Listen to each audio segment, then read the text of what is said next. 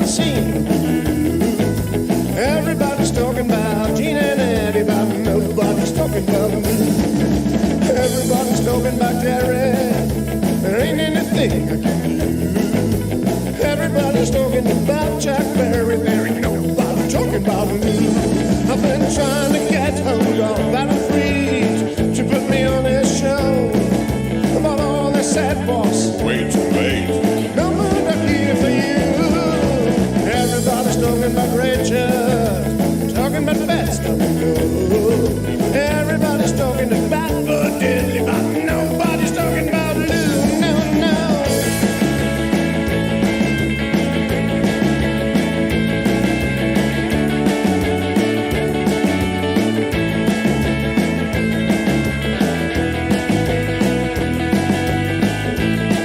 Oh, I've been trying to get to the American Bandstand, to the Ed Sullivan Show, but all they said was You're out of time. get all there ain't no chance for you. Everybody's talking about Buddy, talking about the Oldies. Everybody's talking about Count Americans, and nobody talking about me.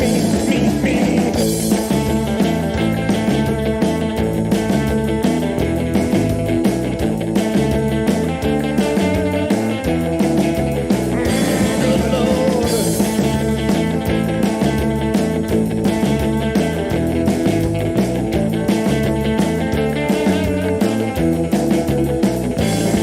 Everybody's talking about Elvis, and that doesn't seem to be you. Everybody's talking about Gene and Eddie, but nobody's talking about Lou. Everybody's talking about Jerry. There ain't anything I can do. Everybody's talking about Chuck Berry. There ain't nobody talking about Lou. There ain't nobody talking about Lou. There ain't nobody talking about Lou. There ain't nobody talking about. Nobody's talking about. Nobody's talking about Lou. She ain't a single soul talking about me. Good Lord.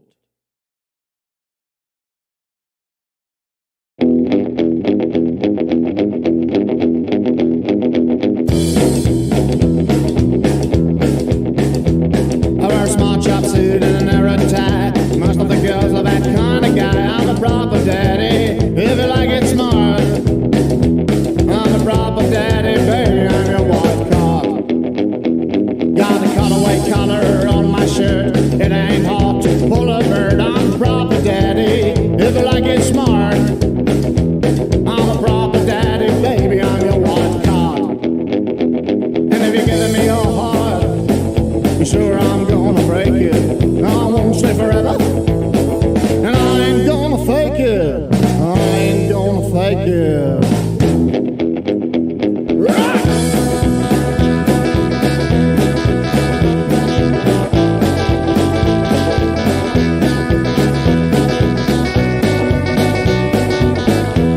Got a silver chain, shiny for watch. You can look back, don't you touch. I'm the proper daddy, if you like it smart. I'm the proper daddy, baby, I'm your wild card.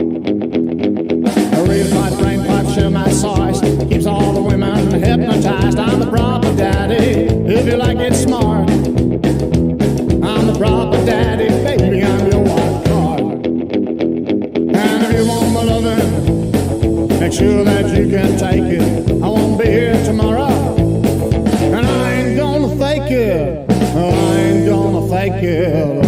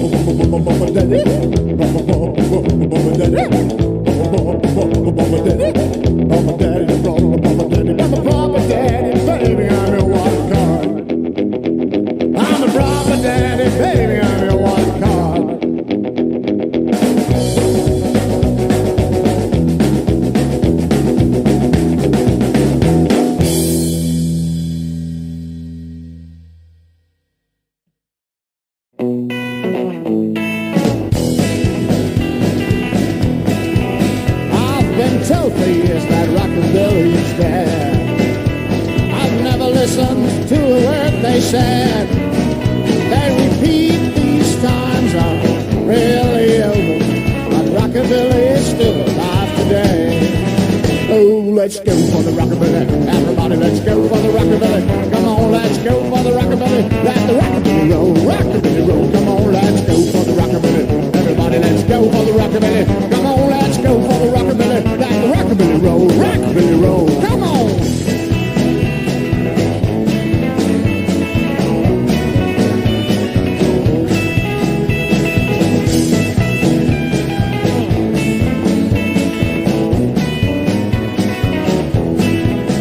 Tell me this is just another revival, but I know that it is still alive. And see how it has never been dead. Tell me how can it be revived? So let's go for the rockabilly. Everybody, let's go for the rockabilly. Come on, let's go for the rockabilly. Let the rockabilly roll, rockabilly roll. Come on, let's go for the rockabilly. Everybody, let's go for the rockabilly. Come on, let's go for the rockabilly. Let the rockabilly roll, rockabilly roll, roll.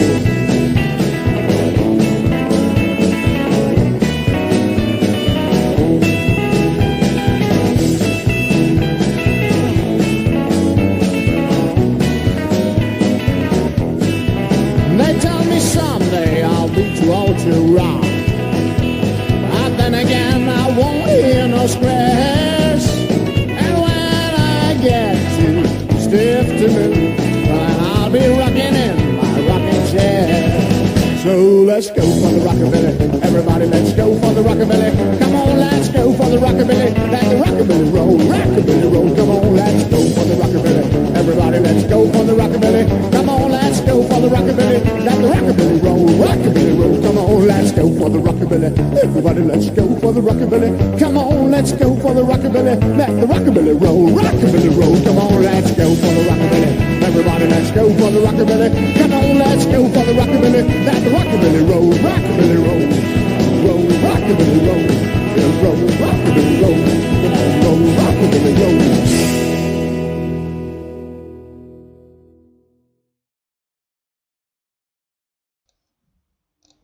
Ya llegué, cabro.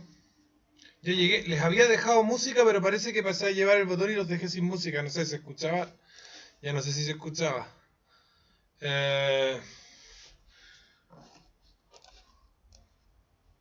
¿Hay música o no?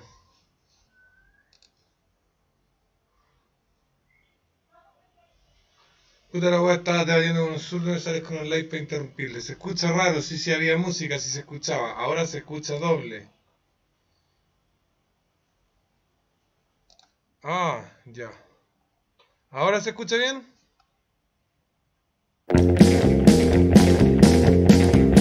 Well, they call it hyperactive, and I kind of feel Ya, the sense. chicos. The doctor said, "Why did you check me?" Llegué. And I Voy a said, buscar el fuego, el cenicero.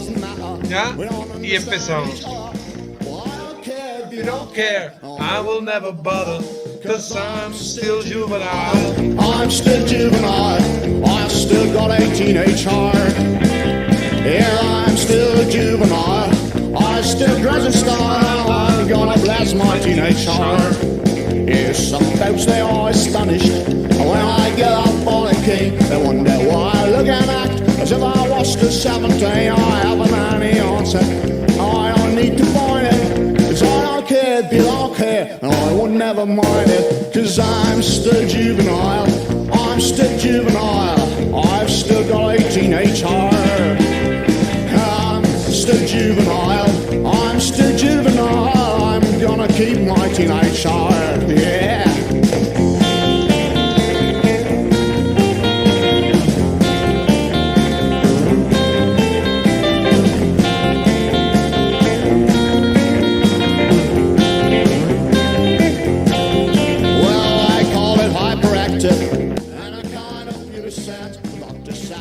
Hola, hola. ¿Cómo están, chicos?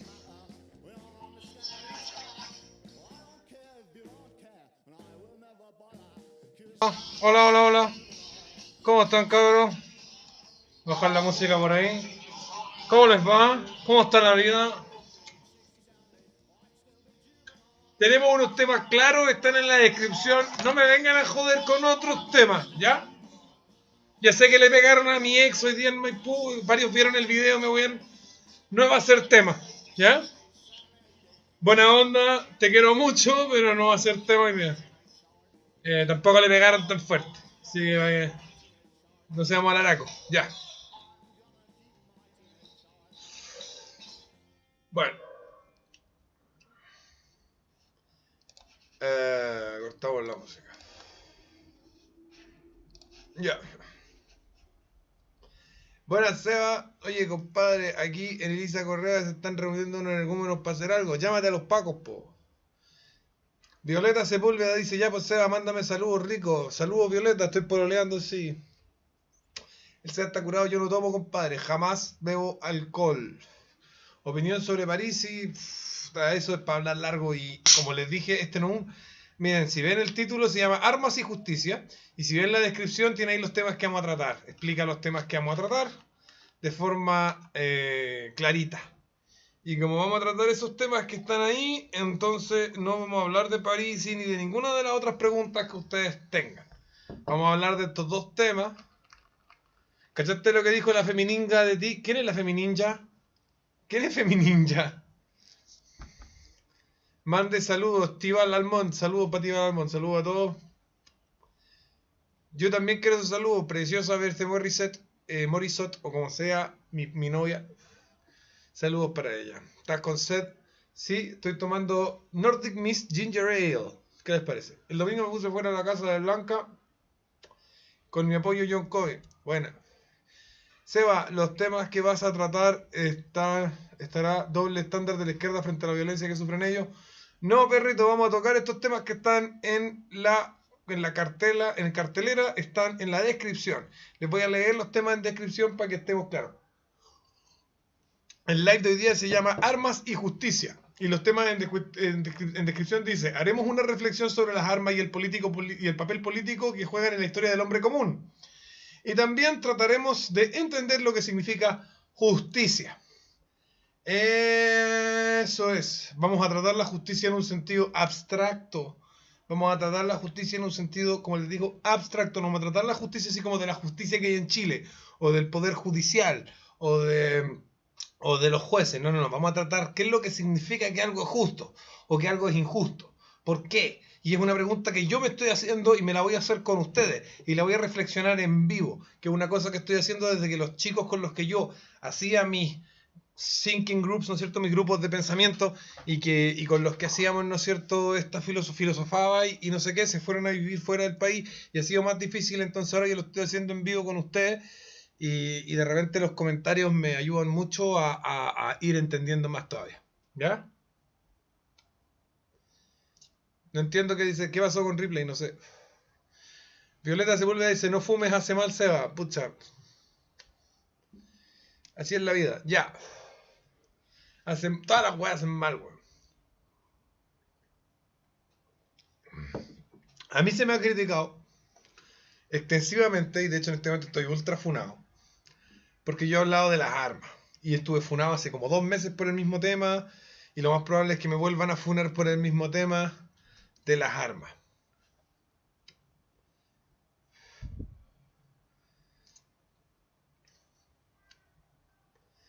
Liberen a Covin, dice Adivan. Claro, Covin entra en el tema de las armas. Vamos a hablar del tema de las armas.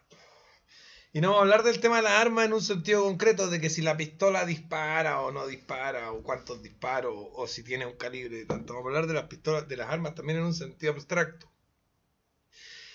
Y para hablar de las armas yo me quiero remontar a la Grecia clásica. ¿Bien?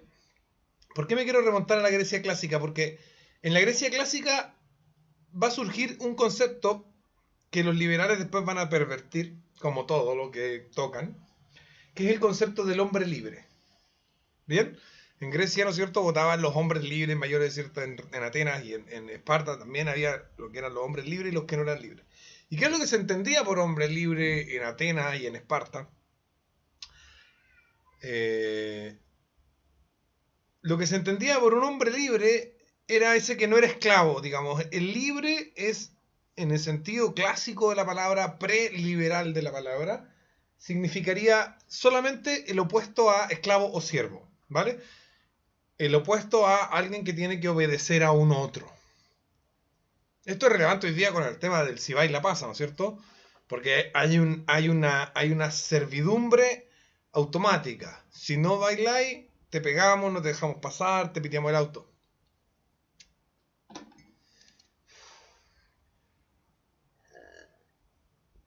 Entonces, el hombre libre, no estamos hablando en un concepto metafísico donde hablábamos del libre albedrío la otra vez, que decíamos que no es lo mismo que libertad.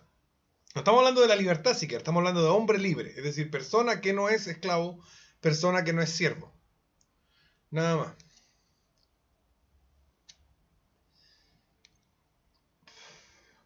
Y la principal característica que tiene el, comillas, hombre libre, que no goza de esta libertad liberal, porque no existe en esa época la libertad liberal. Lo que existe no es un hombre que tiene libertad como una posesión de libertad. Como yo soy dueño de la libertad, tengo una libertad. No es algo que tiene, sino que es algo que es en contraposición de otra cosa, digamos. Entonces, por ejemplo, en Esparta hay hombres libres, a pesar de que el dinero está hecho de monedas de hierro, tienen una inflación increíble, hay regulación de precios, hay una estructura pública, una estructura fiscal increíblemente aparatosa, etcétera, pero sin embargo hay hombres libres. En Atenas tienen una democracia directa donde participan los hombres libres después de cierta edad, pero no tienen una pila de reglas y no es una sociedad, digamos, ideal de los libertarios. Pero sin embargo hay unos seres que son considerados hombres libres. Y esos son aquellos que pelean. Un hombre libre es aquel que en el momento de que va a haber un combate es llamado a ser hoplita. ¿Vale? Los hilotas de Esparta, que eran los esclavos, no peleaban en la guerra. Cuando surgió un conflicto no eran llamados a ser hoplitas. O los esclavos de Atenas, que principalmente trabajaban en las minas de plata, tampoco eran llamados a la guerra, no iban a la guerra. No eran hoplitas. Los que eran hoplitas, hoplita, que es básicamente soldado en griego, eran aquellos que eran hombres libres. ¿Y por qué podían ser hombres libres y podían tener esclavos y podían ser hoplitas? Porque tenían armas. Porque tenían espada, escudo, casco y esas cosas que eran más caras que la mierda. En la antigüedad y en la Edad Media, poseer una espada bien hecha, una espada de verdad, no un pedazo de fierro con filo, y una armadura básica, es el equivalente actual a tener un Ferrari, un Mercedes-Benz de última generación, no sé, un auto de 50, 60, 70 millones o de 100 millones y ya las weas más bacanes, el equivalente ahora a tener un auto, un Hammer militar o tener un Ferrari o un Lamborghini, ¿no es cierto? Son artículos, las armas en esa época son artículos especialmente costosos. Y esas personas que tienen armas son personas que son de familias de hombres libres que, a su vez, ¿no es cierto?, por el hecho de tener armas y por el hecho de usar las armas, se entrenan desde niños. En Japón también va a pasar lo mismo, ¿no es cierto? Samurái no solamente es un soldado, un guerrero, sino que también es un hombre libre. Los samuráis, el Japón premoderno es un Japón feudal, donde el samurái tiene siervos, que son aquellos que no tienen armas, porque las katanas también eran carísimas, y en caso de tenerlas, eran un asadón o algo así, y no tenían el entrenamiento y no sé qué. Entonces estamos hablando de un hombre libre, es aquel, desde el punto de vista clásico, antiguo, tanto en Japón, como en la China feudal, como en la Edad Media europea, como en el mundo nórdico precristiano y postcristiano, en el mundo romano, Roma vamos a tocarlo tema aparte, porque Roma es tema aparte, pero en el mundo griego también clásico, libre significa tengo un arma, sé cómo usarla, por lo tanto nadie me va a decir qué hacer. ¿Vale? O sea, no hay libre sin arma. En la idea de lo que significa ser un hombre libre, no libertad. No libertad como esa cosa rara que creen los liberales, sino hombre libre como sustantivo. Va a ser un tipo que tiene un arma y sabe usarla.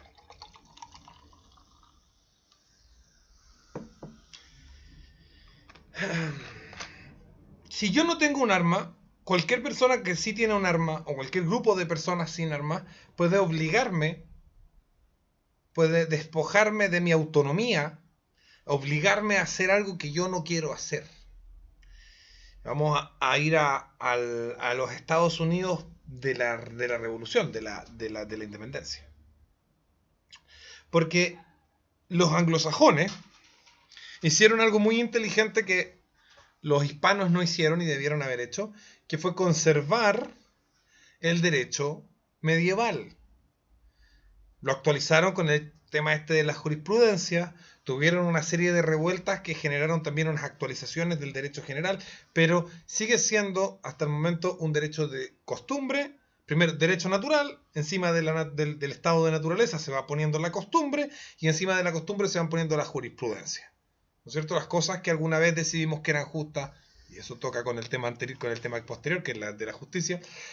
Y por lo tanto, para que la sociedad tenga institucionalidad, es decir, que sea predecible y que podamos más o menos saber qué es lo que va a ser de nosotros mañana, estabilidad, para que la sociedad tenga estabilidad, para que el riesgo sea bajo y podamos vivir tranquilos.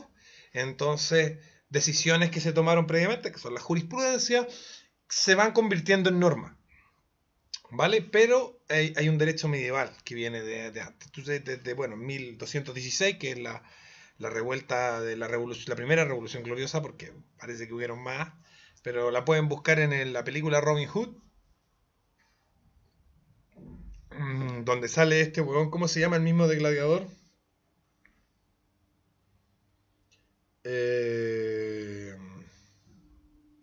Russell Crowe. Sí, Russell Crowe es, ¿cierto? Bueno, sí parece que es Russell Crowe. En esa película ustedes pueden ver la primera revolución gloriosa, donde se empieza, ¿no es cierto?, a reformar, pero sin revolucionar, sin cambiar la esencia, el derecho medieval en Inglaterra. Y eso hace que hoy en día los anglosajones tengan un mejor derecho que los latinos, a pesar de que los latinos teníamos ese mismo sistema hasta que llegó el Renacimiento y más encima el Napoleón y toda la weá, y nos armamos este mamotreto mongólico de la Revolución Francesa que no tiene patas ni cabeza. Bien.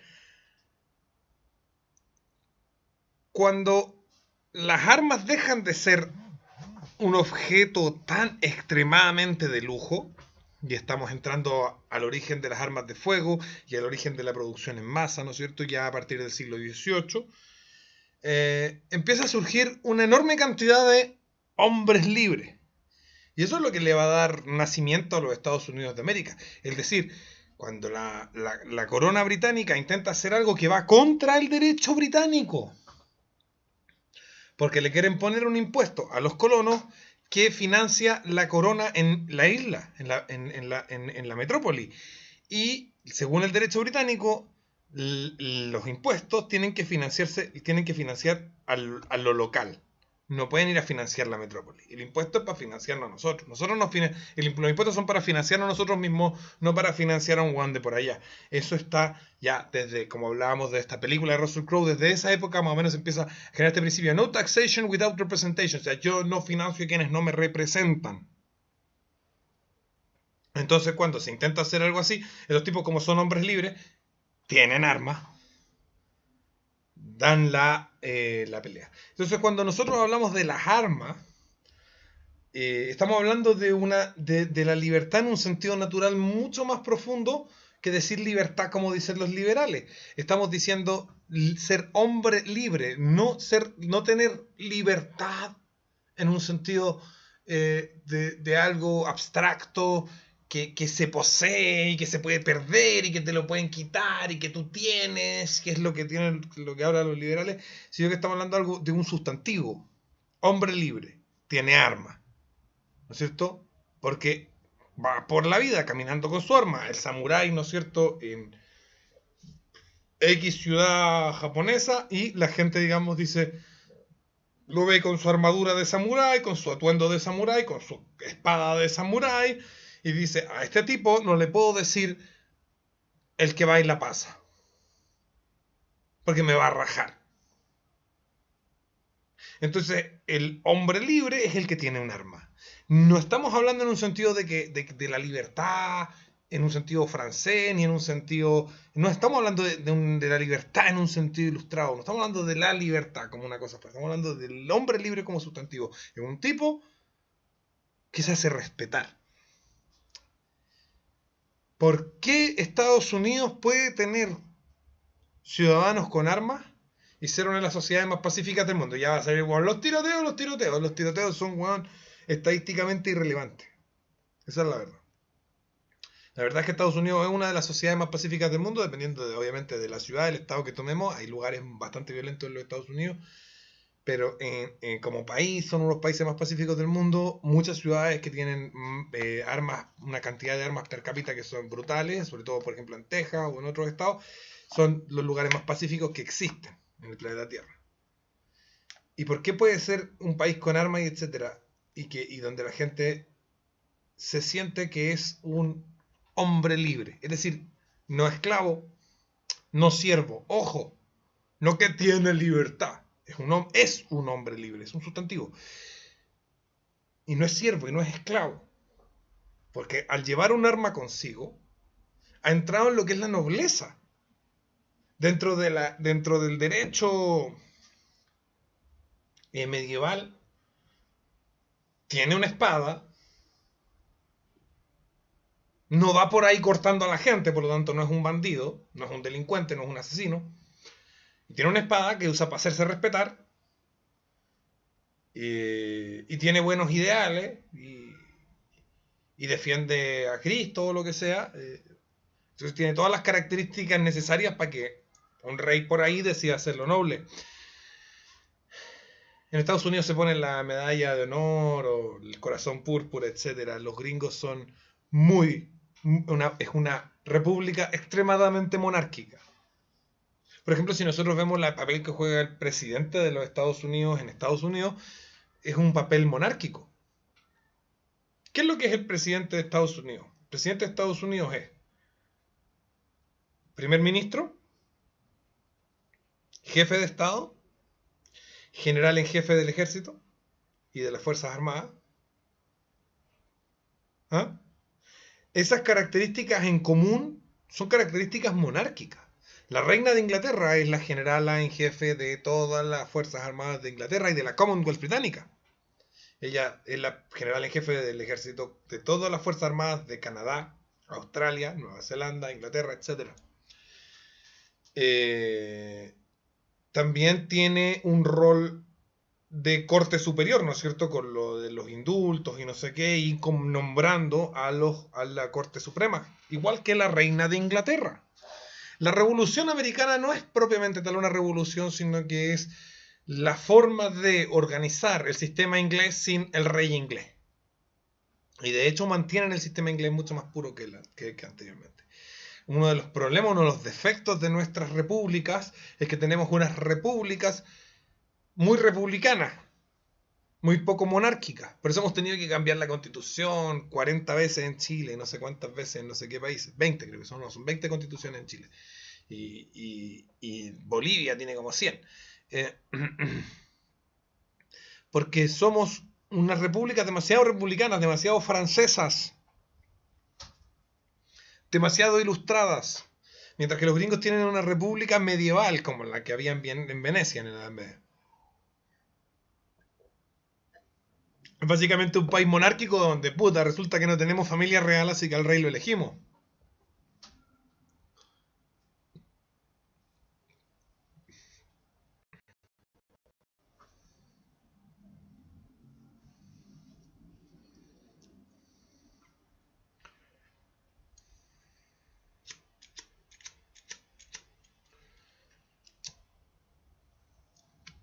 Por lo tanto, Estados Unidos es una monarquía donde no tienen familia real y por lo tanto tienen que elegir al rey y entonces se convierte en una especie de república democrática. Pero si nosotros observamos cómo opera como una monarquía inglesa. Y se conserva mejor. Volviendo a las armas entonces. Bueno, vamos a tocar Roma. Dije que iba a tocar Roma de lado. El país progre de la antigüedad era Roma. Roma eran progres, en el sentido de las armas. Durante la República Romana estaba prohibido entrar al territorio de la ciudad de Roma con armas. Los policías no llevaban espadas, los ciudadanos no podían ir por la calle con cuchillos o espadas, y los soldados tenían que dejar las armas en los cuarteles que estaban a las afueras del territorio de la ciudad para ingresar a la ciudad sin armas. Y de ahí viene el dicho el alea jacta est, el cruzar el Rubicón, que tiene que ver con que Julio César, ¿no es cierto?, en el momento en que cruzan el río Rubicón y entra por lo tanto al territorio de la ciudad con el ejército armado y en formación y etcétera, se considera que ya automáticamente se realizaba un golpe de estado contra Pompeyo. Creo que contra Pompeyo, no estoy tan seguro. Bueno, entonces es ahí dice, bueno, alea jacta, ¿no es cierto?, la suerte está hecha y el cruzar el Rubicón, que son dichos, ¿no es cierto? Los romanos eran más progres y tenían la cagada en Roma, porque estaba prohibido andar con cuchillo y espada, los soldados no podían andar con cuchillo y espada, y los guardias no podían andar con cuchillo y espada, los policías no podían andar con cuchillo y espada, y resulta que la gente entonces se andaba agarrando a puñaladas todo el día, porque a pesar de lo que ustedes podrían creer o pensar, si es que son unos ingenuos liberales o unos ingenuos socialdemócratas, la gente tiende a no cumplir las leyes. No sé si se han dado cuenta que la gente tiende a no cumplir las leyes. Entonces, hay leyes que son malas porque cuando tú haces una ley tienes que pensar que va a haber una parte importante de la gente que no la va a cumplir. Y por lo tanto, tiene que de alguna manera compensar el asunto, ¿no? Tenemos unos que no cumplen, otros que sí cumplen. Y por lo tanto, las leyes tienen que estar pensadas, ¿no es cierto?, considerando aquello. Aquí me preguntan, ¿el hombre desarmado no es un hombre libre? Bueno, anda en tu auto a una esquina donde están haciendo el si baila pasa y dime si eres un hombre libre o eres un esclavo. Porque si vas a tener que bailar para otros porque otros quieren que bailes, entonces no eres un hombre libre. Hombre libre es el que tiene un arma. Esa es la única definición de hombre libre. Y de ahí, ojo, de los hombres libres va a surgir la aristocracia. Algo que le gusta mucho a los fascistas, les gusta la aristocracia. Y no es malo, la aristocracia no es algo malo. Ellos dicen que aristocracia viene de Ares, dios de la guerra, de los griegos. Están equivocados los fascistas en eso. Aristocracia viene de Arista, es decir, la punta, la cúspide de más arriba. Pero sí, la aristocracia es una clase de hombres armados que por el hecho de ser hombres armados pueden ellos tener siervos y esclavos y por lo tanto tienen tiempo para dedicarse a las artes y al refinamiento de las costumbres, de las leyes, del arte, de la cultura y de la filosofía.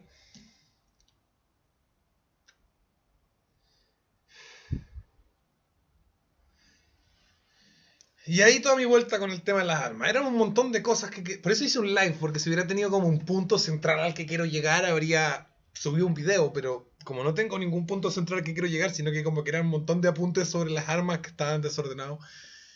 Y ni siquiera los logré ordenar diciéndolos, pero ahí quedaron. Ahí están todas las cosas que tenía que decir sobre las armas. Y sobre lo que significa ser un hombre libre. Ser un hombre libre, no tener libertad.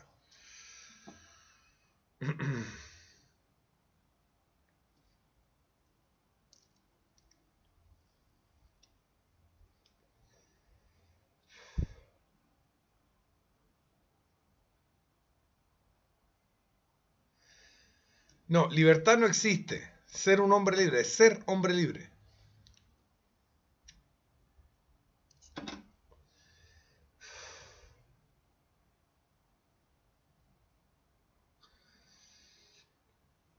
El lloriqueo es la nueva arma de asalto de la izquierda.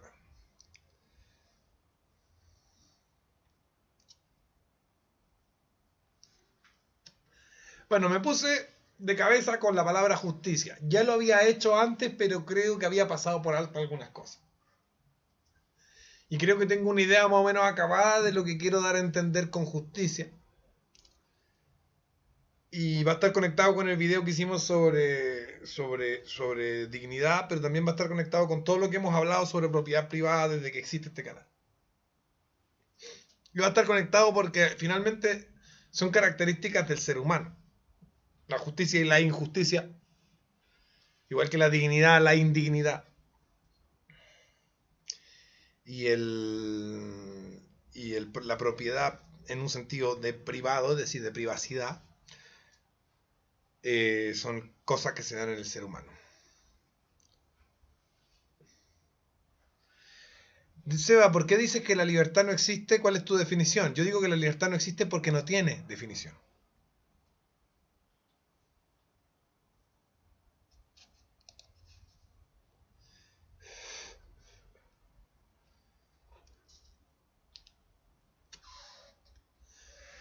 Bien.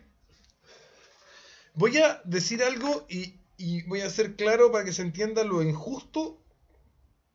Y por lo tanto, a través de entender lo injusto, vamos a tratar de entender lo justo. Vamos a decir que estamos jugando un partido de fútbol y un jugador de mi equipo comete una falta y me ponen tarjeta roja a mí. Eso parece ser evidentemente injusto.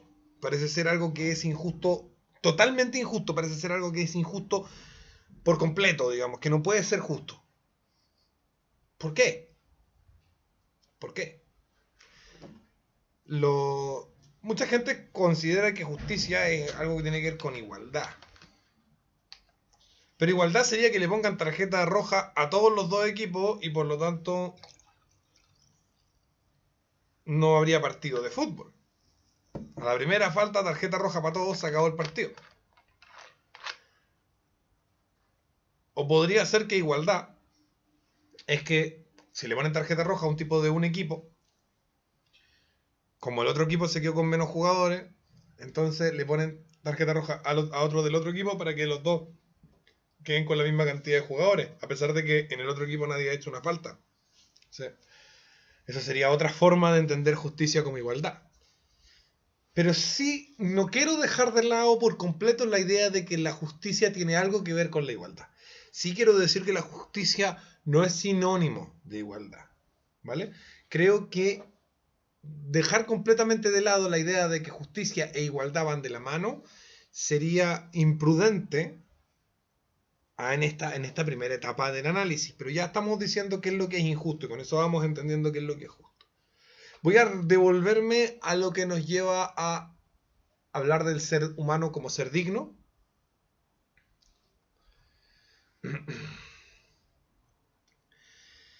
Y entender la necesidad de que lo propio del ser humano sea afectado por esta característica que es la privacidad. Y es la característica que hablábamos de la conciencia volitiva. Es decir, la voluntad. Es decir, un pensamiento deliberado que se puede transformar en acción.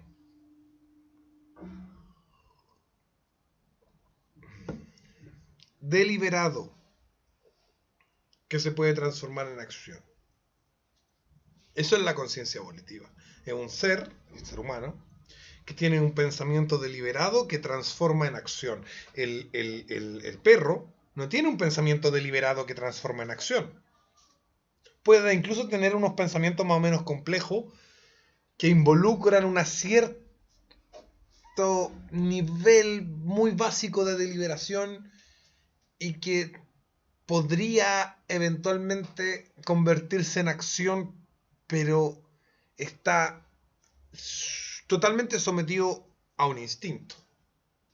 Y con eso no estoy diciendo que el ser humano no esté de alguna manera ligatium, como hablábamos. Acuérdense que dejamos de decir sujeto para hablar de la sujeción que tiene el hombre a su entorno, y cambiamos la palabra para evitar la confusión con la idea sujeto en el sentido subjetivo, que está sujeto significa sujetar, de agarrar algo, y también significa sujeto de subjetividad. Entonces la palabra estaba generando confusión y decidimos que el ser humano no lo vamos a llamar sujeto, sino que lo vamos a llamar ligatium, para que se entienda lo que queremos decir. Es un ligatium, es algo que está, es un alguien que está ligado. Por lo tanto, si es una de las ligazones, uno de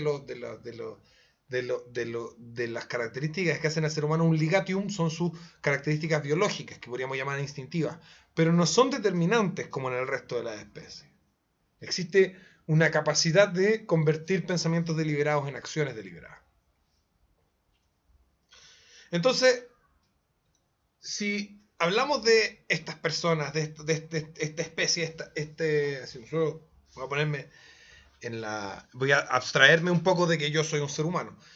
Hablamos de esta especie, que hay una especie que resulta que tiene la capacidad de deliberar ideas que a su vez generan acciones deliberadas, acciones a propósito, diríamos, en chileno. En chileno es a propósito, es con un propósito, con una intencionalidad también.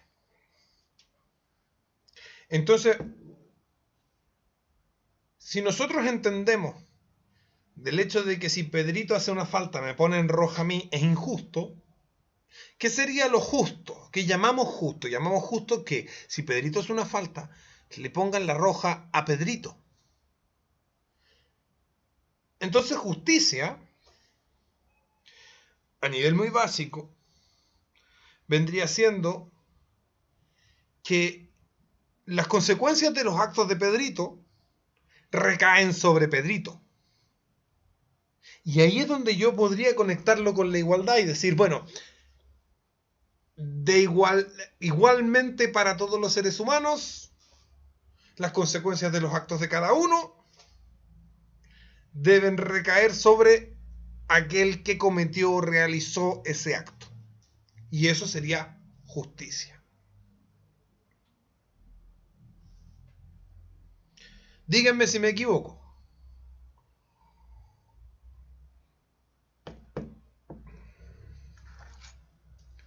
Cristian dice, justicia darle a cada uno lo que merece, ¿o no?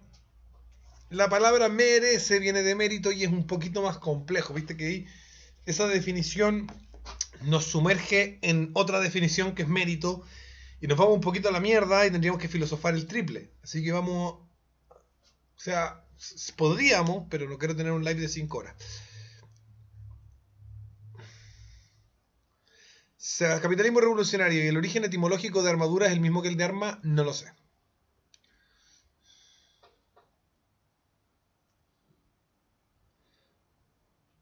Lo justo no es lo mismo que lo correcto. Exacto. No es una categoría moral la justicia. No tiene que ver con hacer el bien o hacer el mal. Lo justo es bueno per se.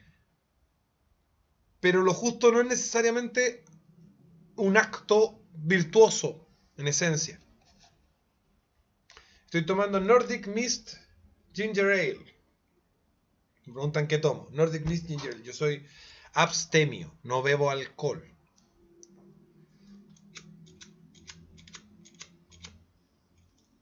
Pero sí fumo cigarro. Y cuando estoy haciendo el live, fumo todo el rato. Le pido por favor a los del chat que me hablen sobre lo que hablamos de la justicia, si les parece que esa más o menos definición a la que vamos llegando de justicia, si les parece que es correcta.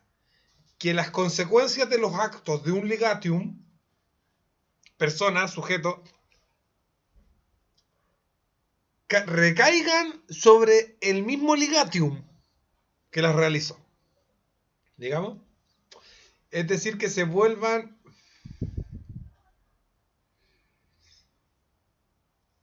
esas acciones que se vuelvan una más de las ligaduras del ligatium. Si quiere entender la parte de la sujeción y de la no existencia de un individuo per se, sino de un sujeto sujetado o de un ligatium ligado, digamos, de un ser atado a una pila de cosas, de circunstancias, de asuntos de su entorno, tiene que ver otros videos. Pero ahora estamos diciendo entonces que tenemos una pila de ligazón, ¿no es cierto? Está este ser y está ligado a su cuerpo. No puede salir de su cuerpo. Este ser está ligado a unas condiciones físicas corpóreas, luego está ligado a unas condiciones físicas extracorpóreas, puede ser geográficas, temporales, climáticas, etc.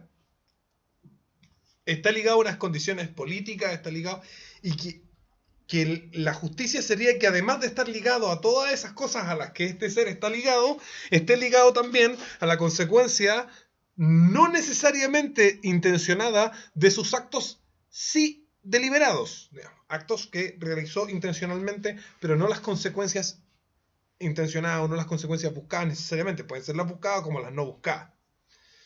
Y que eso sería la justicia. Y voy a decir más, mira, si nosotros nos fijamos en Marx, cuando escribe El Capital, y Marx dice que el capitalismo es injusto, Marx no nos dice el capitalismo es injusto porque la gente no tiene todos lo mismo, que sería un argumento de los socialistas pre-marxistas y de los socialistas post-marxistas, como lo vemos hoy en día. Pero no es el argumento de Marx. El argumento de Marx es, hay una fábrica, los obreros de la fábrica hacen sillas, y el que vende la silla y se queda con la plata es el dueño de la fábrica.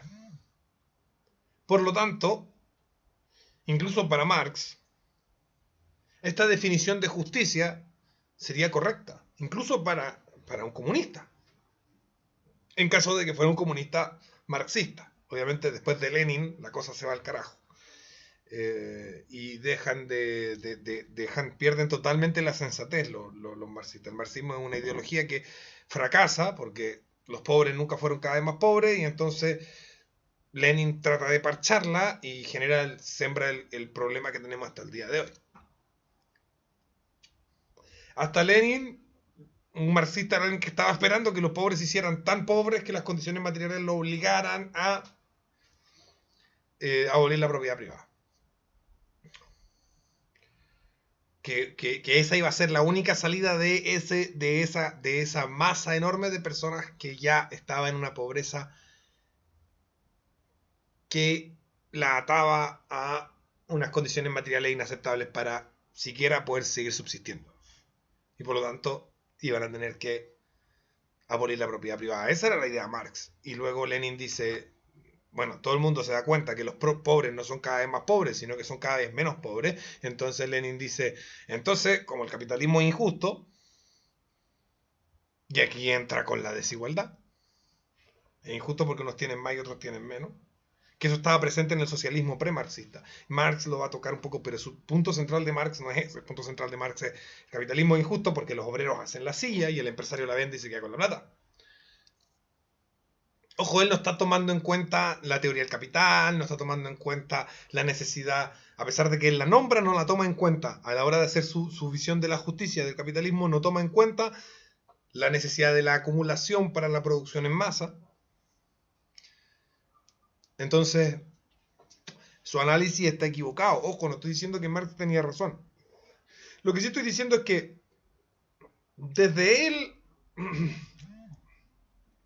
hasta otros parece ser un común denominador la idea de que lo justo es aquello, es aquella circunstancia que permite o que facilita o que logra eventualmente que las consecuencias de los actos de uno recaigan sobre uno y las consecuencias de los actos de otro recaigan sobre otro, y no que las consecuencias de los actos de uno recaigan sobre otro. ¿Bien?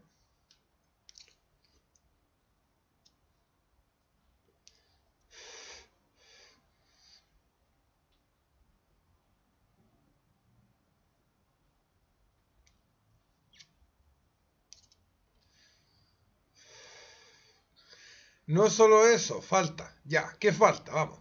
Justicia sería obrar en nombre de la existencia. Justicia social es contraria a la justicia. Claro que la justicia social es contraria a la justicia.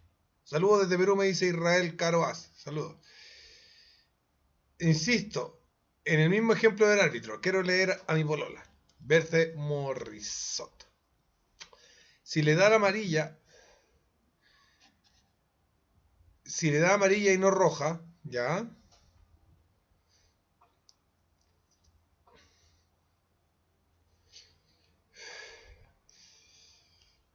De ahí vamos a tocar el tema de la responsabilidad Pavlov's 333.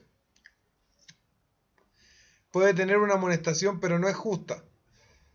Debió tener roja. Bien. Ya. Está añadiendo otro nivel de profundidad mi polola al asunto. Gracias, Lidia.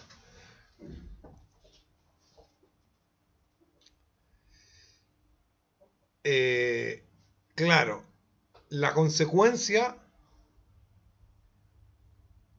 entendida desde un punto de vista normativo, podría ser también injusta.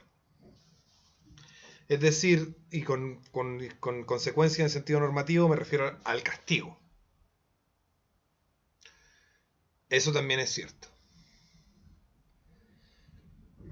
Pero cae, claro, no sabría cómo meterlo en la definición, porque a pesar de que está en la definición, no está claro en la definición. Porque si las consecuencias de los actos de Sebastián Izquierdo recaen sobre Sebastián Izquierdo, obviamente las consecuencias tienen que recaer en la forma en la que son sus consecuencias, digamos. O sea, no puedo, por ejemplo, no puede ser justo, por ejemplo, que por fumar un cigarro que contamina el medio ambiente, comillas, varias, me llegue un balazo. Nos estáis matando con tu humo y no sé qué. Eso sería una locura. Entonces diríamos que esas consecuencias que los seres humanos vamos a tratar de distribuir de acuerdo a quienes realizaron los actos que llevaron a cabo esas consecuencias, vamos a tratar de distribuir esas consecuencias. Como por ejemplo, si alguien mata a alguien, decimos, bueno, vamos a meter preso.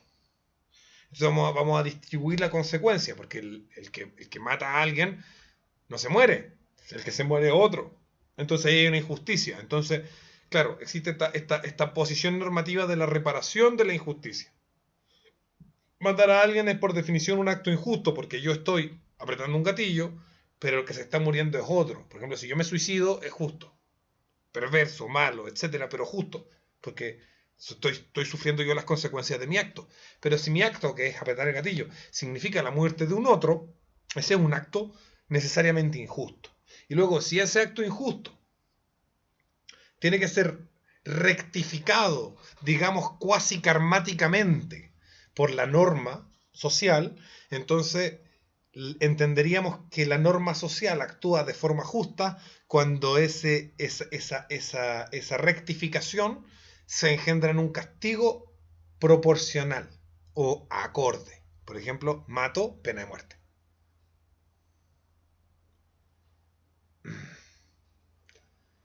Desde una lógica retorcida, dice Javier Roma, por fumar tendrás cáncer y mueres, entonces matarte por fumar es la misma consecuencia y es justo. Sería antinatural, porque dejarme morir con mi cáncer sería más justo. Porque entonces tú tendrías que afrontar las consecuencias de haberme matado. Ángela dice, ve mi comentario de arriba, vamos a buscarlo.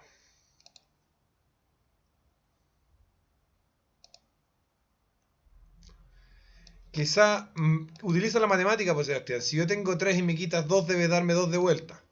Claro, sí.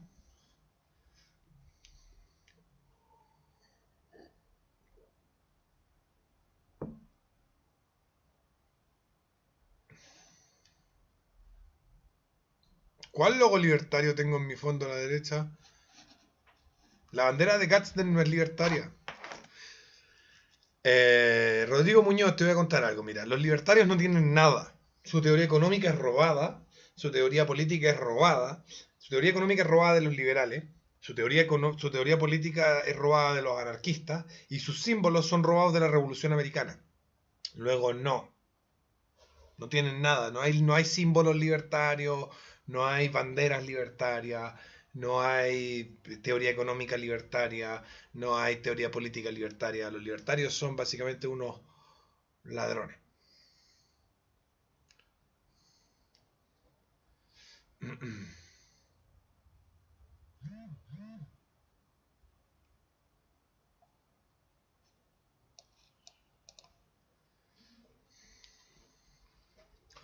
¿Viste la demanda de Walmart al Estado? Interesante, Walmart está pidiendo justicia.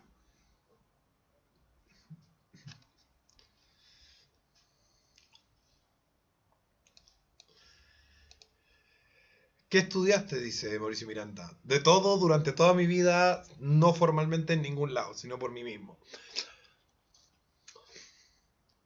¿Milei es libertario?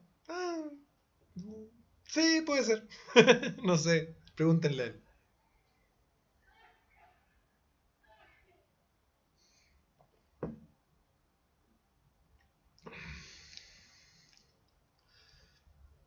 Todo el derecho penal actual se basa en concepciones de justicia alemanas retorcidas. Los alemanes son muy degenerados, weón.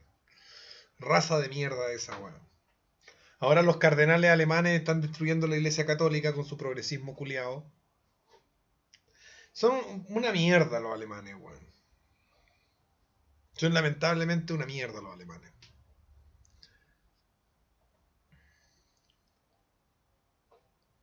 ¿Cómo aprendes algo? Antonio Honey. Yo me voy a salir un poquito de los temas centrales para responder esa pregunta a Antonio Honey y creo que voy a ir cerrando a menos que alguien... Entre Alemania y Francia no hacemos uno, dice Rodrigo. Seba, si hablamos de justicia, entonces por definición lo justo es sacarle la cresta a estos mandriles de mierda. Sí, se merecen de vuelta el mismo nivel de violencia que ellos han generado. Así que hay varios que deberían ser quemados vivos, digamos. O sea, los tipos que quemaron Chile deberían ser quemados. Eso sería lo justo. Merecen como retribución una violencia equivalente o similar a la que ellos han generado y propendido en el país. Ahora, quería responder a Antonio Honey que me preguntaba cómo estudio algo autodidacta. Bien, me topo con algo que no sé lo que es, no lo conozco. Y lo primero que hago es el multifuente. Es decir, ver qué es lo que dicen distintas personas de eso. Por ejemplo, el video del Holocausto que está censurado, YouTube me lo censuró, donde yo digo, los nazis dicen esto, los judíos dicen esto, la Cruz Roja dice esto, hay unos hueones que se hacen llamar revisionistas que dicen esto, y otros hueones que dicen esto, y en conclusión de haberlos leído todos estos hueones, yo pienso esto. Y yo no soy revisionista, no soy negador del Holocausto ni nada de eso, todo lo contrario, yo creo que es real. Pero sin embargo, YouTube me censuró el video solamente por haber nombrado ciertas posiciones que parece que no se pueden nombrar. Con las que yo no estoy de acuerdo, pero no se pueden nombrar. A pesar de que estoy nombrándolas para decir que están equivocadas. Entonces...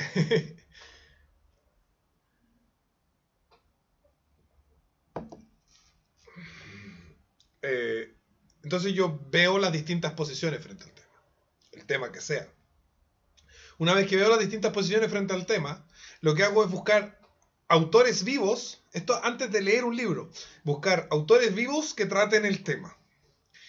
Y esos autores contemporáneos de ahora, o que hayan muerto hace poco, van a tener conferencias, y esas conferencias lo más probable es que estén en YouTube. Entonces, por lo tanto, yo puedo ver las conferencias de YouTube. Entonces yo voy a estar viendo las conferencias de YouTube, viendo la biografía de estos tipos en la Wikipedia, viendo las conferencias que dan en YouTube, donde hablan 2 horas sobre su tema y no sé qué.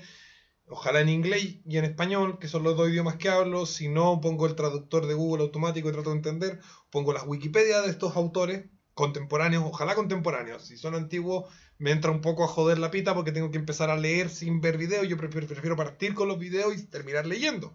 Entonces buscamos... Y también podéis buscar videos al respecto, por ejemplo, de autores antiguos, hechos por autores contemporáneos, pero tiene que ser una cosa, bueno, podéis verlos todos, lo ideal es que los veáis todos, incluso aquellos que claramente te das cuenta que están hablando weas. Entonces, partimos entrando en una información. Primero, pum, tema X, ciclo económico. Una de las primeras cosas que estudié autodidactamente. Ciclo económico. La economía a veces va para arriba y después va para abajo. ¿Por qué? Entonces me leí todas las cuestiones, la tesis de Marx de las crisis cíclicas del capitalismo, porque para poder ganar dinero, los obreros hay que pagarles menos y los precios hay que vender, los productos hay que venderlos lo más caro posible, y eso eventualmente se cruza, digamos, en el gráfico y entra en un conflicto porque los trabajadores no tienen los salarios suficientes como para consumir los mismos productos que están produciendo, porque los salarios bajan y los precios suben. Esa es la idea de Marx, está equivocada. Me vi la idea de Keynes, que tiene que ver con una epistemología positiva en la que él va diciendo, bueno, la gente actúa no pensando por sí misma, sino mirando cómo actúan aquellos que las personas creen que saben. Y por lo tanto, si aquellos que las personas creen que saben van a comprar activos y bienes de capital, entonces la gente se vuelca a seguir sus compras y por lo tanto se generan estas burbujas que eventualmente cuando estos tipos se salen, las revientan. Y entonces, por lo tanto, hay que evitar que esto pase, y ahí Keynes mete toda su teoría general. Y después tenemos la versión austriaca, tenemos la versión Chicago y no sé qué, y me leí el de Friedman, y me leí el de Hayek, que por lo que le dieron el Nobel a todo esto, y me leí el de Mises, y me vi los videos de Huerta de Soto, y me vi los videos de un profesor keynesiano español que ahora se me olvidó el nombre, y me vi los videos de los profesores marxistas, como este profesor chileno, ¿cómo es que se llama? Carlos Pérez Soto, creo. Creo que se llama así, si no, corríjanme. Entonces, los veo todos esos videos, leo todas las Wikipedias, y de ahí, ¿no es cierto?, delibero y digo, ya, este es más o menos paja molida, este no, y no sé qué, y luego entonces leo lo que considero o termino considerando más importante para entender el tema. Y esa es mi forma autodidacta de aprender cualquier tema, el que sea. Primero, identifico el tema que no conozco o que no entiendo. Segundo, identifico todas las posiciones respecto al tema que no conozco y no entiendo. Todas las que encuentro. Si encuentro 50 posiciones sobre un tema, 50 posiciones son. Busco autores contemporáneos para poder ver sus charlas en YouTube y no tener que partir leyendo al tiro un libro que no sé si es bueno. Luego me veo los perfiles de la Wikipedia. Busco sus nombres en el Google para ver al tiro blogs y cosas donde gente habla de ellos. Voy también testeando la cordura de esta gente a través de la lógica y otras cosas. Y luego vamos, a través de todo este prejuicio del tema, entramos al juicio duro, que es ya leerse a los autores fundamentales, a los que Wikipedia me dice, puta, igual tengo ese sesgo de que Wikipedia me dice, mira, para entender tal cosa, este es el autor importante y este es el segundo más importante, y yo, bueno, voy y los leo. Y puede ser que Wikipedia me esté weando, pero puta, es lo que tengo.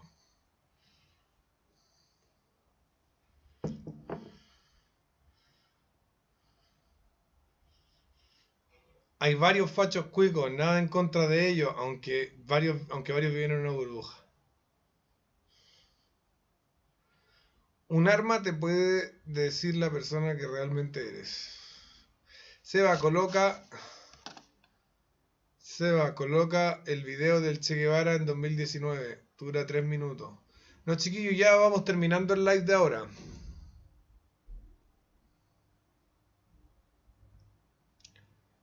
Marcelo F. dice, lee arriba.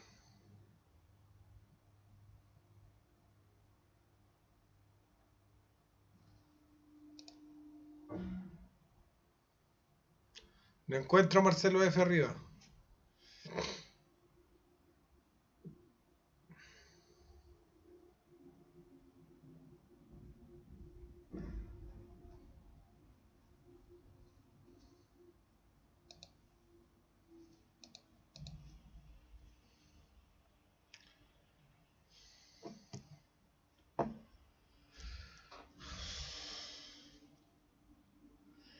Hay un clip de encapuchados rompiendo un auto. El guatón Boric se lo culiaron los antifas, ¿supieron? ¿Guatón Boric?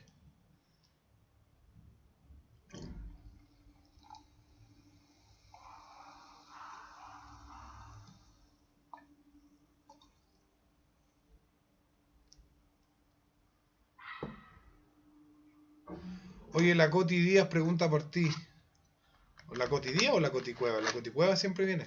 Seba, te propongo una idea. ¿Qué tal si realizas un directo donde hablas de las historias de chilenos que han sufrido la violencia terrorista en Chile y lo analizas en ese directo? Tenemos un directo en Chile, o sea, en este canal, que se llama Requiem de las víctimas del terrorismo de extrema izquierda. Y o sea, el Requiem de las víctimas del terrorismo de izquierda lo realiza mi papá y él estudia en ese video que dura como 4 horas o 6 horas, no sé, una cosa así, todos los casos de víctimas del terrorismo en Chile. Así que pueden verlo.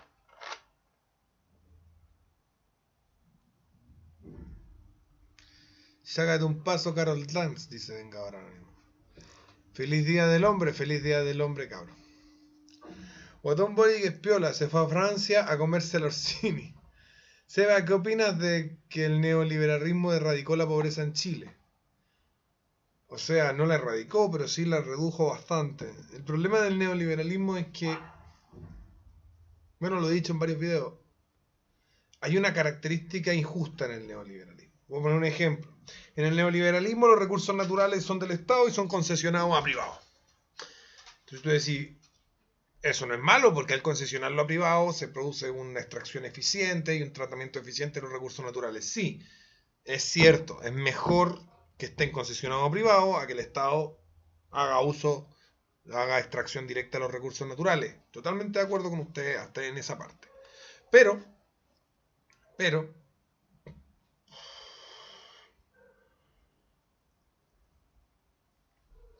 en ese momento, o sea, pero vamos a ponernos en el caso de un campesino. Este es un campesino chileno que va por su campo con su, no sé, oveja o vaca o lo que sea que tenga, y de repente descubre que en su campo hay petróleo. Estoy poniendo un ejemplo ridículo porque en Chile no hay petróleo, pero vamos a suponer que este weón descubre petróleo en su terreno. Según el neoliberalismo, la normativa neoliberal va a decir, bien, el petróleo es del Estado, el Estado lo subasta al mejor postor, la concesión, y dice, ¿cuál es la empresa de petróleo que quiere sacar el petróleo que está en el campo de Andrés? Y Andrés dice, oye, pero es mi campo. Y el Estado dice, cállate. Entonces va y una empresa de X lado dice, yo voy a sacar el petróleo. Entonces el Estado le dice, bien, la concesión es suya, tiene que pagar tanto y va a dar un royalty de tanto y no sé qué, saque el petróleo. Entonces va a llegar la empresa a sacar el petróleo y Andrés va a seguir diciendo, oye, el campo es mío. Y el Estado le va a seguir diciendo, tú cállate. Entonces la empresa de petróleo genera muchos trabajos, paga un royalty que financia el Estado, esos trabajadores consumen, genera una inversión gigantesca porque trae tecnología, maquinaria, no sé qué, la cuestión, hay que sacar el petróleo en carretera, ponerlo en barco, pasar por el puerto, hay que poner hostales para los trabajadores del petróleo que van a ir a trabajar ahí, hay que poner prostíbulos porque la gente que trabaja en materias primas suele ser bastante putera, etcétera, y todo eso, ¿no es cierto?, obviamente saca a la gente de la pobreza. Pero Andrés sigue diciendo, oye, el campo es mío. Entonces el capitalismo es moralmente superior al neoliberalismo. Porque el neoliberalismo nacionaliza y luego privatiza algo que tenía un dueño previo. Primero roba, el neoliberalismo roba y privatiza. Entonces dice, oye, pero si es una economía de privados, por lo tanto debería ser capitalista. No es capitalista porque primero robaste antes de privatizar. Cabrón tramposo. Trampa. Con los ríos.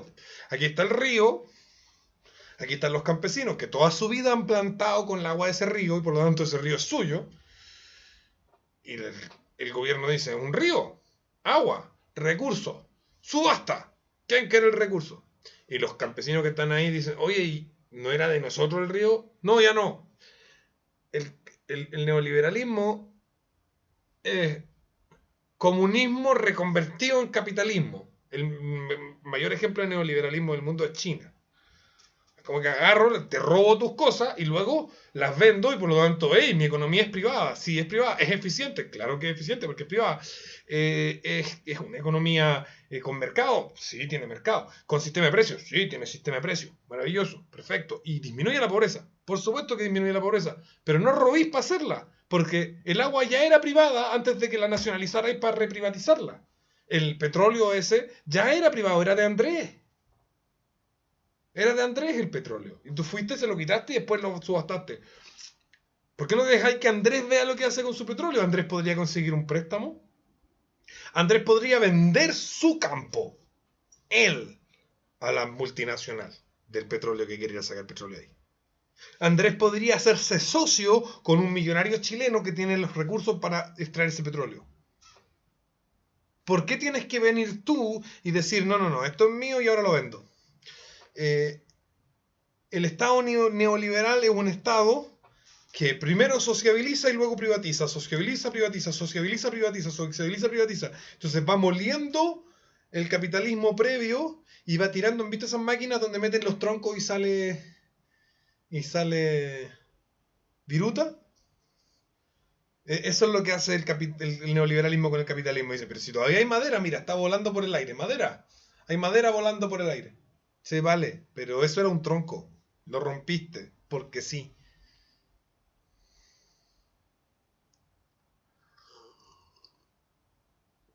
Con Miguel Décima dice, ¿cómo sería el paso de una sociedad neoliberal a una capitalista? Dejar de hacer eso. Dejar de hacer eso. Dejar de pasar por la máquina picadora de carne del gobierno, de lo público, aquello que es naturalmente privado, para volver a convertirlo en privado. El capitalismo es un filete de carne vacuno maravillosa y el neoliberalismo es una hamburguesa. Bueno, la muelen, se la pasan por algo que es privado, es carne, lo pasan por lo público, que es la moledora de carne, la procesadora, y luego lo vuelven a hacer como que sea carne y te lo venden así. Te dicen, mira, es carne. Y todo el mundo sabe que una hamburguesa no es carne, o sea, tiene carne, está hecha de carne, pero no es carne. ¿Por qué no mejor comemos filete en vez de hamburguesa? Si tenéis filete, ¿para qué lo estáis moliendo? Cuando tenéis una carne muy mala, por ejemplo, que es demasiado con mucho nervio, que es un poco dura, que no es una buena carne, hacer la hamburguesa está bien. O sea, si nosotros pescamos Venezuela y la hacemos neoliberal, una carne como el hoyo, y la picamos y la convertimos en hamburguesa, eso es bueno. Si Argentina mañana se vuelve neoliberal, le va a ir bien, va a ser mejor que lo que tienen, va a ser mejor que el pedazo de carne podrida que son, van a pasar a ser una hamburguesa rica, comestible. Pero ¿no es mejor empezar ya en adelante a producir carne?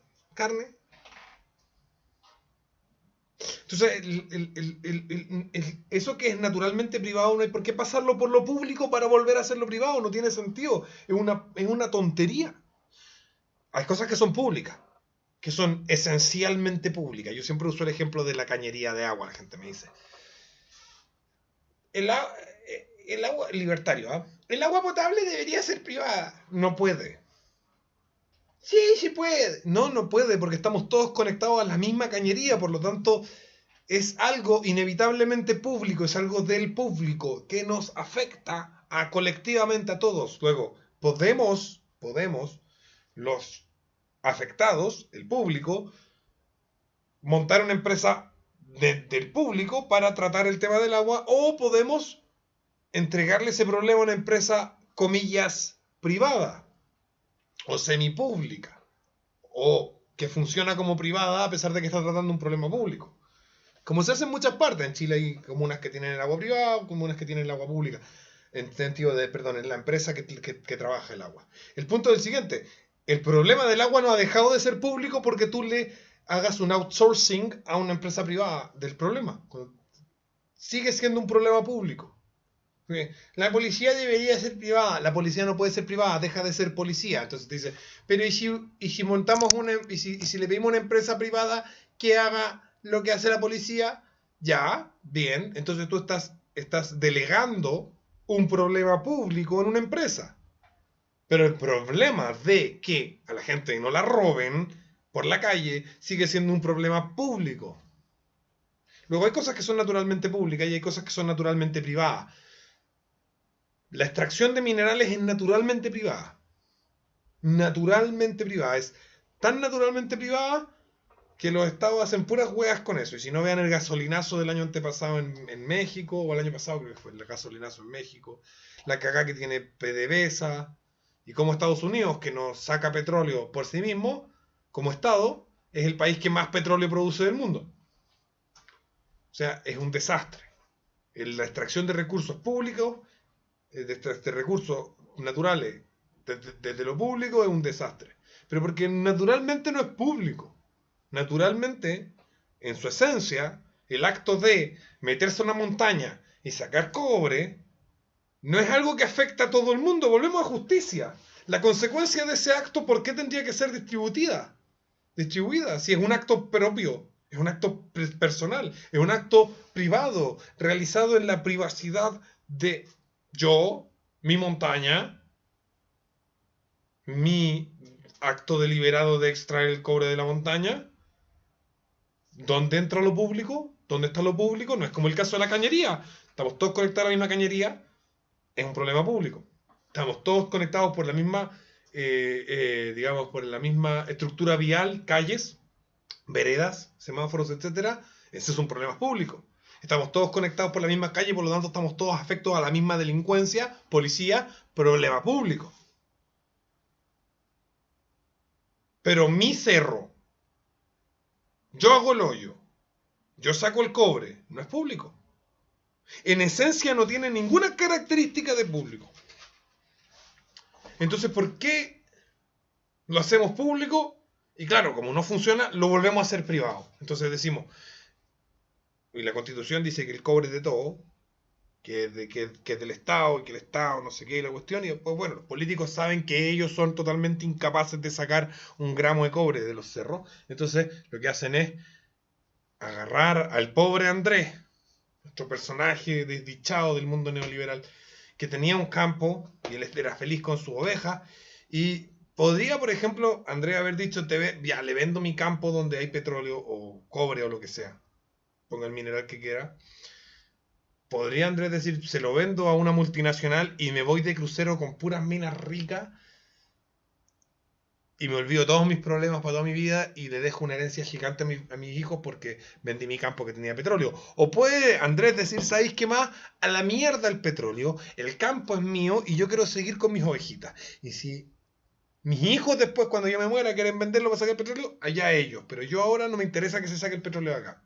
Pero en el neoliberalismo, Andrés no tiene nada que decir. Andrés no tiene pito que tocar sobre su campo. En el neoliberalismo, la propiedad privada es un privilegio de los que son capaces de comprársela al gobierno que previamente la nacionalizó. Asqueroso. A mí me parece que el neoliberalismo es asqueroso. Y si saca gente de la pobreza, saca gente de la pobreza. Si genera crecimiento económico, claro que sí. Claro que sí. Pero es capitalismo simulado, no es capitalismo real. Es una realidad virtual de capitalismo que esconde una cantidad de violación a la propiedad privada y de injusticias asquerosas y brutales.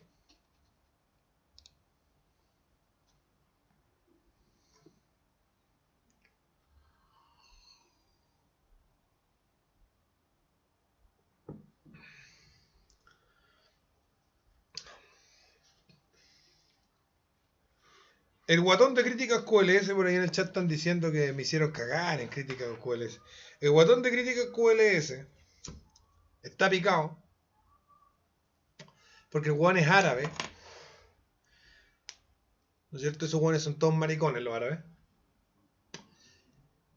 Y como yo estoy a favor de los judíos, el guan llora y me tira mierda y dice este guan acá, pero sus motivaciones reales son, me cae mal este hueón porque está a favor de los judíos, así que le voy a tirar mierda.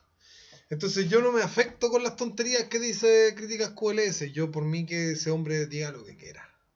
Yo sé que su podcast es súper escuchado porque es más fome que la chucha, pero a la gente en Chile siempre le han gustado las cosas fome. Por algo Don Francisco le iba bien. Por algo la gente ve las teleseries turcas que son para quedarse dormidos. Por algo la gente ve la farándula de los matinales y escucha el podcast de Críticas QLS. Es lamentable, pero es así.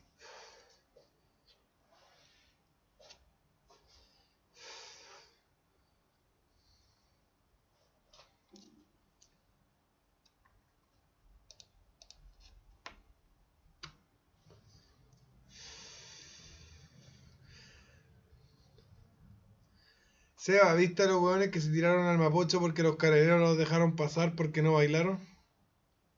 ¿Cómo?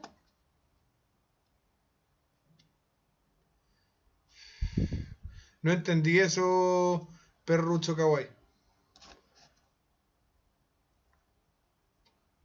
Seba, ¿por qué lees tanto y por qué haces tu lucha contra la izquierda? ¿Por qué? ¿Por qué? Filipín Hugo, yo hago lo correcto. Mi abuelo me enseñó a hacer lo correcto. Me dijo, mi hijito, usted haga lo correcto. Y yo dije, pero abuelo, ¿qué pasa si me muero por hacer lo correcto? No importa. Lo importante es hacer lo correcto. Abuelito, pero ¿qué pasa si alguien sufre porque yo hago lo correcto? No importa. Usted haga lo correcto. Entonces yo dije, abuelito, ¿y cómo chucha sé yo lo que es lo correcto?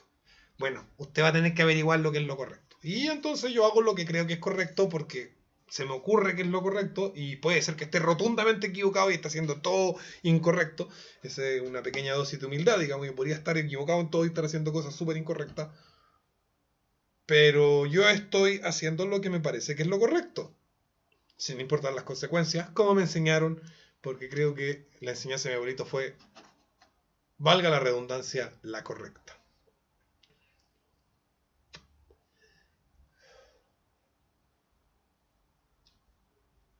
Y si Juanito está armado para defender su campo y no lo concesiona el Estado, es un hombre libre. Eh, vamos a decir, Juanito no era Juanito, era Andrés. Andrés tenía su campo. Esta fantasía que tienen los liberales y los libertarios de que las personas armadas pueden enfrentarse al Estado es un poco chistosa. No, las personas tenemos que buscar crear un Estado justo, un Estado que respete y defienda los derechos de propiedad, la propiedad privada, que defienda la propiedad privada, no los derechos de propiedad, porque los derechos de propiedad son entregados por el Estado, sino la propiedad privada, que lo que en esencia es propiedad privada, no lo que el Estado ha definido como propiedad privada. De hecho, de derechos de propiedad, cuando alguien dice derechos de propiedad, está viendo un neoliberal, porque la propiedad no son derechos, la propiedad es inherente a las cosas. ¿No es cierto? Como el calor es una propiedad del sol, o la luz es una propiedad del sol, el campo de Andrés es de Andrés. No es un derecho, es un hecho. Y nosotros tenemos que propender o buscar conseguir un Estado que no solamente respete, sino que además defienda eso. El Estado no puede ser derrocado por Andrés. Andrés puede tener una metralleta, una Max 60, calibre ultra grande y una M gigante, una metralleta gigantesca, weón, a los Rambo, weón, y igual le van a quitar el campo, así que no joda. Y por eso es tan importante el trabajo político. Las armas, el ser hombre libre porque tengo armas, no significa que el Estado o el régimen político no me pueda decir qué hacer. De hecho, el hombre libre medieval es enviado por su rey a pelear no sé dónde, o es tributado por su rey con impuestos, etc. No deja de ser un hombre libre porque lo manden a pelear o porque tiene impuestos, sino porque hombre libre significa que es un sujeto, es un sustantivo, es un ser, un ligatium, al que los otros no lo pueden, los otros cualquiera, digamos, no lo pueden forzar a hacer algo que no quiere. Es decir, no es un siervo y no es un esclavo. En ese sentido, Andrés, si tiene un arma, es un hombre libre en el sentido de que no le pueden hacer el que baila pasa. Pero para que su propiedad privada sea respetada y defendida, no basta con ser un hombre libre, sino que además tiene que existir una condición política que se logra con politización, no con despolitización. Hay otro conflicto con los liberales, los gremialistas, toda la gente que cree que hay que despolitizar. Se logra politizando una condición, un contexto político, ¿no es cierto? Un ligamento político de ese ser que esté subordinado a la propiedad. Es todo fantasía eso que habla. El modelo chino será copiado en todo el mundo y nadie es libre ya.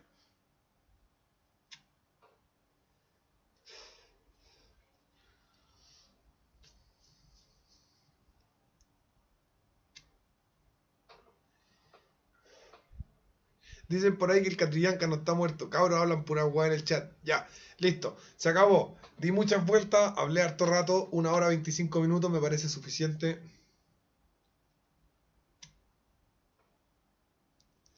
¿Cómo se transita desde el capitalismo, desde el neoliberalismo, en el que ya existen propiedades que fueron traspasadas y o concesionadas?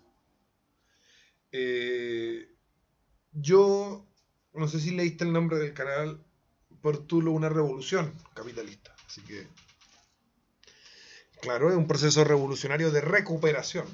¿Ah? De recuperación de lo privado. Ya, chicos.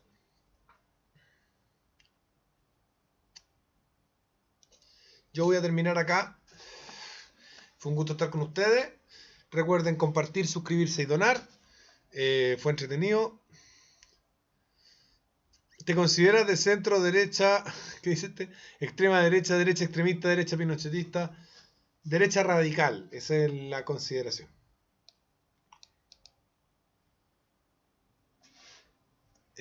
Álvaro Cortés dice, el único líder de derecha que conozco actualmente es José Antonio Kast. Dime, en tu opinión, ¿quién podría ser el líder de la derecha? Yo creo que en la esencia del pensamiento derechista, Álvaro Cortés, está el hecho de que el líder de Álvaro Cortés sea Álvaro Cortés. La responsabilidad que nosotros en los derechistas solemos atribuir a todos los aspectos de la vida, pero dejamos fuera la política.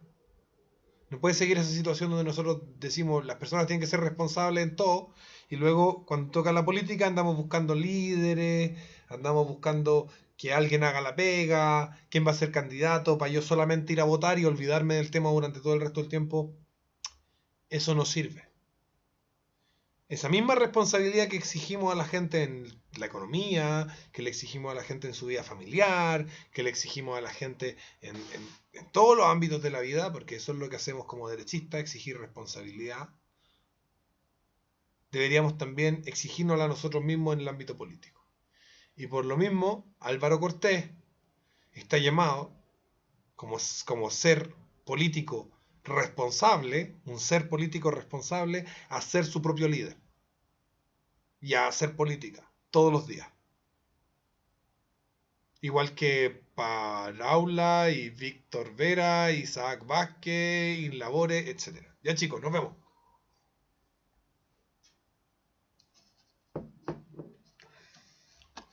Chao, chao.